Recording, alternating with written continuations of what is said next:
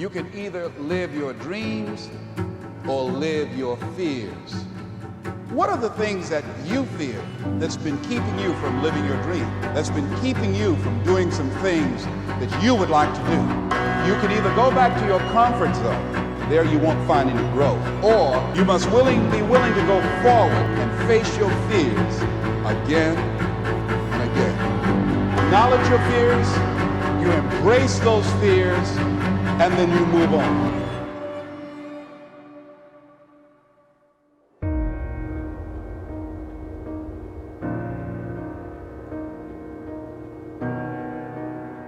Giving with expectation is a devastatingly bad idea that 99% of people do. Tiny adjustments that have the most profound effect on people. And it's never too late to say, I'm enough, I can find love.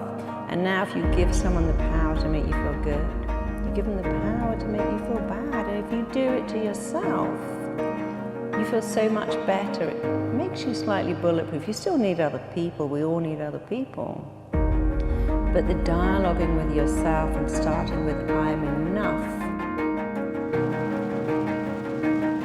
You see, strength, pain builds that. I know it might be hard for you to feel that. But even in your darkest storms, there's a plan for you to still shine bright. Please believe that. I know because God did it for me. God will allow you to go through places you don't understand, just to bring you to the place where He needs you to be. So don't let this season take your life. You can win this fight. If it wasn't for my darkest storms, I would have never found the strength to shine my light. There's a purpose greater than your pain. There's no growth without rain. Sometimes it takes your hardest storms to birth your greatest change. Your life is not finished. You keep living. If you're creating a wonderful future and you feel the emotions of that future and you feel like you're connected to the energy of your future, the moment you get angry and frustrated, you just disconnected from the energy of your future, and now you're back to the energy of your past, and don't expect anything to change. It doesn't matter what happened in your past, you're just a choice away from a new beginning. Your perspective can either be your power or your prison. So no matter what, appreciate your life and build your testimony with the test you were given. Listen, I get it. I know depression is real, but so is deliverance. You can heal from those afflictions, overcome those addictions. It's time to put a semicolon where you're trying to put a period because your sentence hasn't ended. You got more life to live, so don't give up. And forget anybody or anything that's ever tried to make you feel like you're not enough. You're enough, you're more than enough. So don't try to end your story just because this chapter sucks.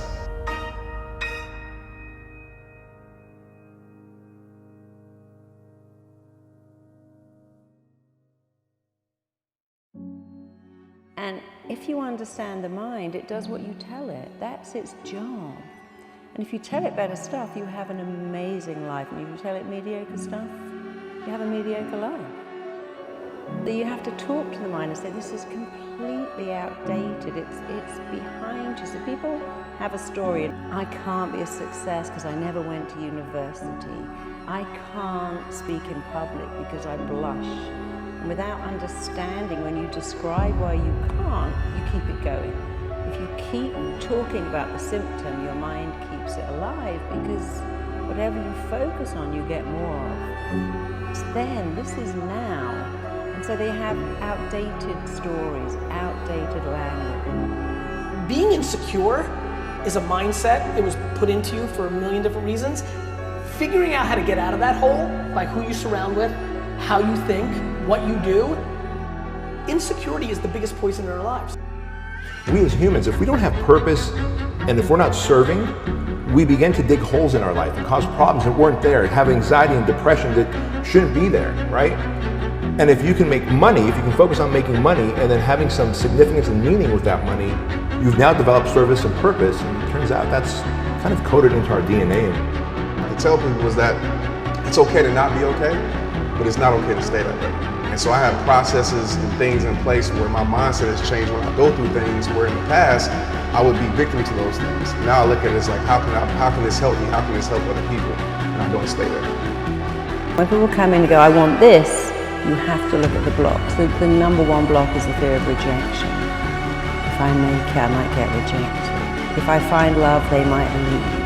If I make all that money, people won't like me anymore. So you've got to smash out of the ballpark the fear of rejection. If a person's living by guilt and they don't know it's guilt because it just feels like they've been feeling that way every single day or suffering, and those emotions are driving their thoughts, and if they can't think greater than how they feel, and feelings and emotions are a record of the past or thinking in the past, now the past is going to be your future.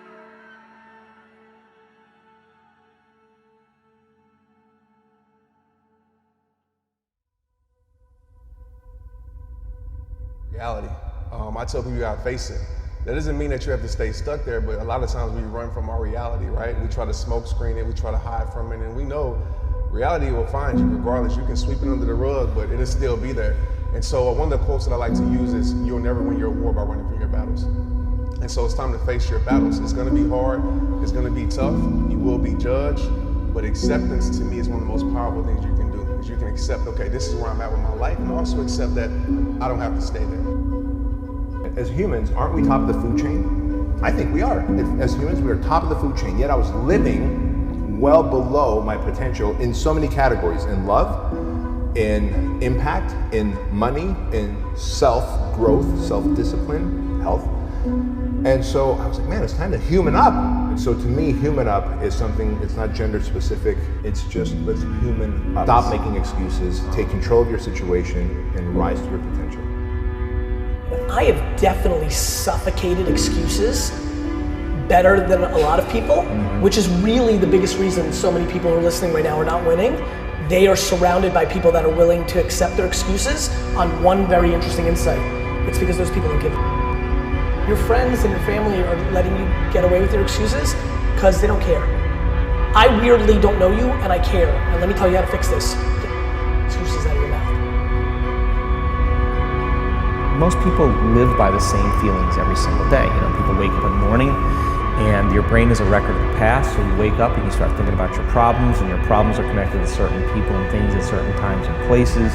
The moment you start activating those circuits of memories related to the past experience and the environment you're thinking in the past, your thoughts are the vocabulary of your brain, your feelings are the vocabulary of your body. How you think and feel creates your state of being. So most people start their day every single day reaffirming their entire state of being in the familiar past. Then they rush to the predictable future, right?